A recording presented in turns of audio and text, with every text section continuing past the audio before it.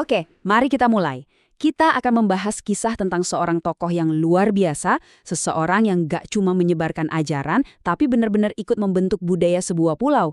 Ya, ini dia kisah Sunan Ampel. Nah, ini dia pertanyaan kuncinya kan. Gimana caranya? Bukan dengan paksaan, bukan dengan kekuasaan, tapi dengan pemahaman dan kebijaksanaan yang mendalam.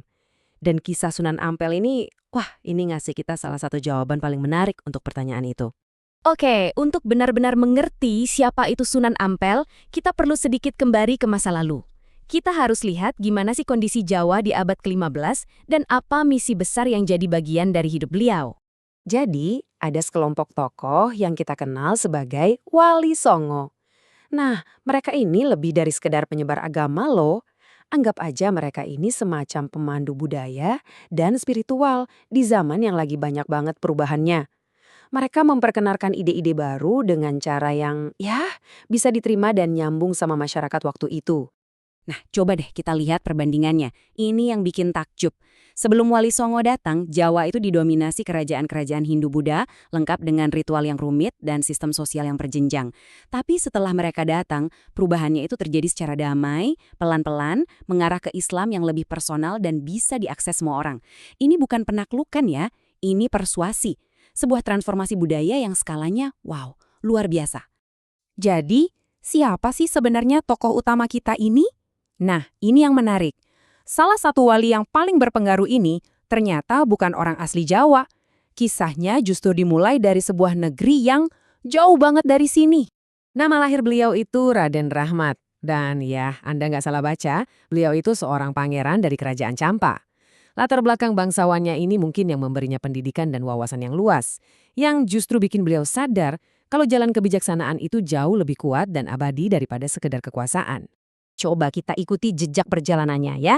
Lahir di Campa, lalu beliau melakukan perjalanan ke jantung kekuasaan Jawa saat itu, Kerajaan Majapahit.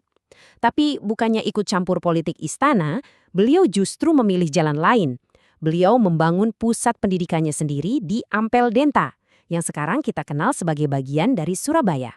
Nah, ini dia intinya. Ini yang ngebedain Sunan Ampel. Metodenya itu jelas banget. Bukan pakai pedang, tapi pakai dialog.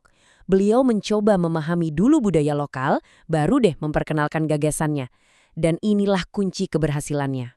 Sekarang kita masuk ke inti ajarannya. Gimana sih caranya beliau membuat ide-ide yang besar jadi sesuatu yang sederhana dan gampang banget dimengerti? Jawabannya ada di sebuah filosofi yang menurut saya brilian.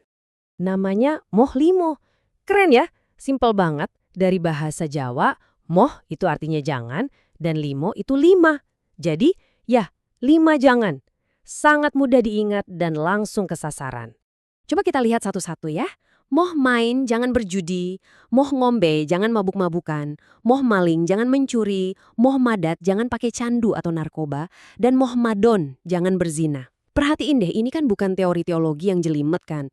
Ini aturan moral yang praktis banget, yang relevan sama kehidupan sehari-hari. Terus, kenapa Moh Limo ini bisa kena banget di masyarakat? Ya karena itu tadi, semua orang bisa paham. Filosofi ini nggak ngomongin hal-hal abstrak di awang-awang, ini ngomongin masalah nyata yang ada di masyarakat. Kecanduan, kejahatan, kerusakan keluarga, ini solusi yang sangat membumi. Hebatnya Sunan Ampel, pengaruhnya itu nggak berhenti sama dia doang. Mungkin bisa dibilang warisan terbesarnya bukanlah apa yang beliau bangun, tapi siapa yang beliau didik. Yuk kita lihat dampaknya yang bertahan sampai sekarang. Dan inilah tanda seorang guru yang sejati kan? Visinya itu nggak cuma buat dirinya sendiri, tapi untuk diwariskan, untuk dikembangkan lagi oleh generasi berikutnya. Beliau benar-benar menciptakan pemimpin-pemimpin baru. Coba lihat angka ini, 2. Kelihatannya kecil ya, tapi coba pikirin deh. Dari 9 wali, 9 orang paling dihormati se-Jawa. 2 diantaranya adalah murid langsung beliau. Itu kan hampir seperempatnya.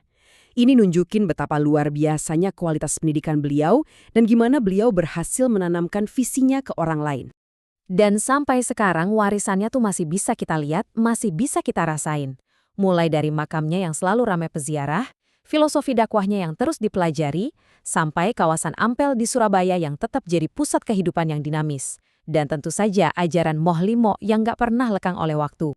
Kayaknya kutipan ini pas banget buat merangkum semuanya. Warisan Sunan Ampel tuh bukan cuma bangunan atau tulisan, tapi nilai-nilai dan kebijaksanaan yang beliau tanamkan di dalam diri murid-muridnya dan masyarakat luas yang terus tumbuh sampai sekarang. Nah, sebagai penutup, saya mau ninggalin satu pertanyaan untuk Anda renungkan. Di zaman modern yang serba kompleks ini, di dunia yang aturannya rumit, apa mungkin sebuah pendekatan yang sederhana dan lugas seperti Moh Limo ini masih relevan? Masih bisa jadi kompas moral buat kita? Jawabannya mungkin ada di dalam diri kita masing-masing.